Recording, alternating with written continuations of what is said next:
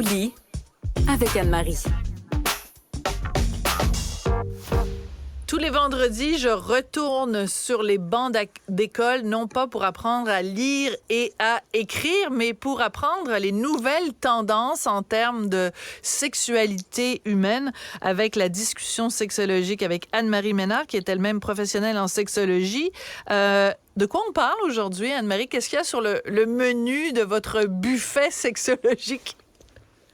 Bonjour Sophie, donc Bonjour. Aujourd'hui on parle du cuffing season. Je sais, j'arrive souvent avec des termes anglais, mais on est dans un domaine qui est assez émergent, puis il y a beaucoup de mots qui proviennent d'études anglaises, des États-Unis, etc.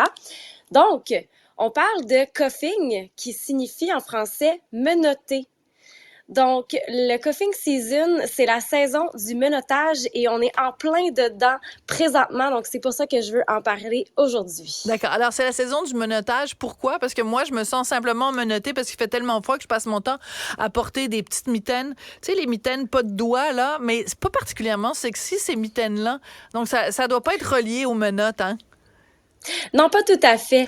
En fait, c'est le cuffing season, c'est vraiment une période entre octobre, novembre et février, où les températures basses et le faible niveau d'ensoleillement nous pousseraient à chercher plus activement un ou une partenaire pour passer son temps, sans le faire nécessairement avec un attachement particulier.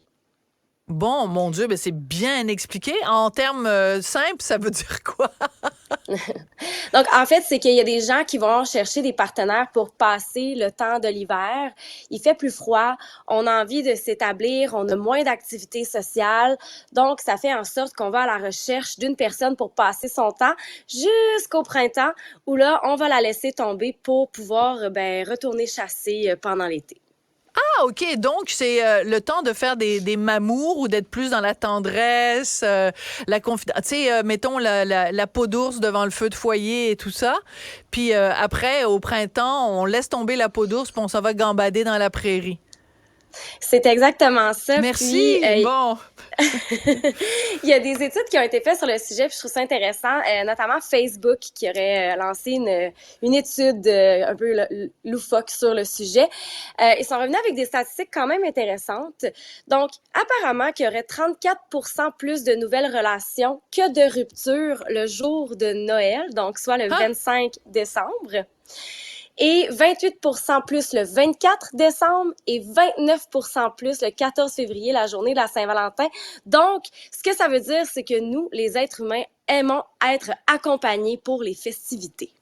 Non, mais c'est sûr, en fait, c'est un petit peu une évidence pour les gens pour qui c'est important de fêter Noël. C'est sûr que tu n'as pas envie d'être tout seul. En même temps, si tu es avec quelqu'un pour Noël, il y a toujours la question de on va-tu chez ta famille ou ma famille le 24?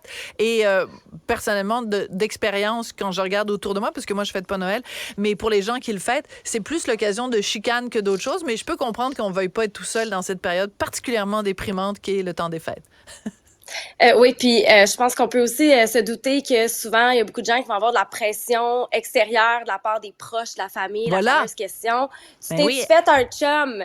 Un Ça petit chum? revient Non, souvent. si c'est la grand-maman qui le dit, elle va dire t'es-tu fait un petit chum? T'es-tu fait une petite blonde?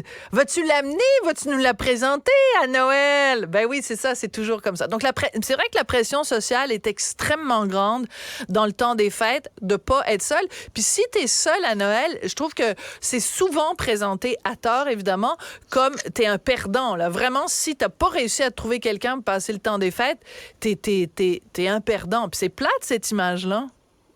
C'est plate, puis je pense que, tu sais, on se fait bombarder d'images de familles heureuses, puis il n'y a pas juste le fait de ne pas être en couple à Noël là, qui peut être déprimant.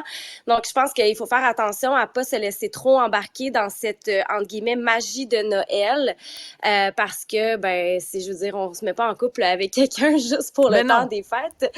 Mais alors, pourquoi c'est risqué? Pourquoi c'est risqué, ce phénomène-là, le fameux phénomène que vous nous décrivez, le cuffing season? Pourquoi c'est dangereux? D'abord, c'est qu'il faut aussi savoir qu'il y a une raison hormonale à tout ça, c'est qu'il y aurait un pic de la testostérone en automne. On parlerait de la saison des Donc, on penserait que c'est l'été. Oui, effectivement, les gens ont plus de sexualité pendant l'été, mais à l'automne, on a un pic de testostérone qui nous fait rechercher des partenaires.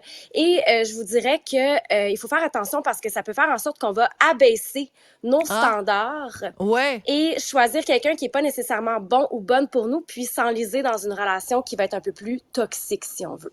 C'est ça, c'est que si on sent notre appel biologique à se reproduire, qui est un instinct quand même naturel et tout à fait louable, mais s'il est tellement fort qu'on se dit, n'importe qui fera l'affaire, l'important c'est qu'il y ait quelqu'un dans mon lit pour faire la cuillère, on risque en effet de prendre n'importe qui et de faire n'importe quoi.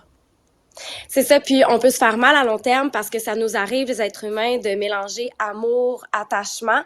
Et puis, si on s'investit trop dans une relation qui ne nous ressemble pas, on peut arriver à la fin du cuffing season à se retrouver dans une très grande solitude.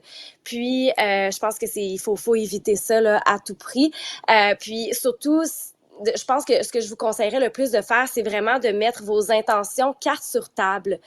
Donc, de vraiment aller discuter avec les personnes que vous rencontrez pour savoir quelles sont leurs réelles intentions derrière leur envie de se mettre en relation. Puis, je pense que l'honnêteté a toujours été une carte gagnante. C'est correct de vouloir passer du temps avec quelqu'un. On est moins bien entouré pendant les mois d'hiver avec la noirceur. Il y a moins d'événements sociaux. Mais je pense qu'il faut d'abord être honnête avec nos intentions. Oui, et surtout peut-être apprendre à être bien avec soi et pas constamment chercher à trouver des solutions à nos problèmes à l'extérieur. Des fois, la solution, on l'a à l'intérieur. Un peu d'amour de soi dans le temps des fêtes aussi, ça fait du bien. Merci beaucoup, Anne-Marie. C'est toujours un plaisir de vous parler. Bon week-end. Merci. Aimez-vous les uns les autres, disait l'autre, mais commencez par vous aimer vous-même. Je voudrais remercier Audrey Robitaille et Marianne Bessette à la recherche, à la mise en onde. C'était Tristan Brunet-Dupont. Merci beaucoup à vous et on se retrouve la semaine prochaine. Cet épisode est maintenant disponible en balado et vidéo sur l'application et le site cubradio.ca, la plateforme audio québécoise où les contenus francophones sont fièrement en vedette.